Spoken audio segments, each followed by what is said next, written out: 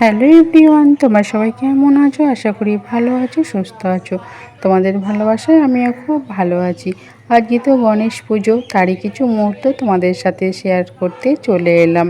শুভ গণেশ চতুর্থীর অনেক অনেক শুভেচ্ছা জানাই আমার সকল বন্ধুরা দেখো কিছু ভিডিও ক্লিপ তোমাদের সাথে শেয়ার করলাম। তো দিদিভাইদের বাড়িতে পুজো হয়েছে, তারই কিছু ভিডিও তোমাদের কাছে নিয়ে চলে এলাম। সকলে একটু দেখো আর কমেন্ট করো আমার এই ভিডিওটা তোমাদের কেমন লাগলো। আজকে শুভ গণেশ চতুর্থীর দিন, অর্থাৎ বাবা গণেশের জন্মতিথি। এই তিথিতেই বাবার আবির্ভাব হয়েছিল। তো সমস্ত পূজার আগে আমাদের কিন্তু গণেশ বন্দনা করা হয় বন্ধুরা। তো এই গণেশ দেবতা হচ্ছে নাম যশ খ্যাতি প্রতিপত্তির দেবতা বন্ধুরা। তো অনেকেই এই পুজো করে থাকে বাড়ির সকলের মঙ্গলের জন্য, তো সংসারের সুখ শান্তির জন্য। আমাদের দিদিভাইদের বাড়িতেও এই পুজোটা হয়েছে বন্ধুরা।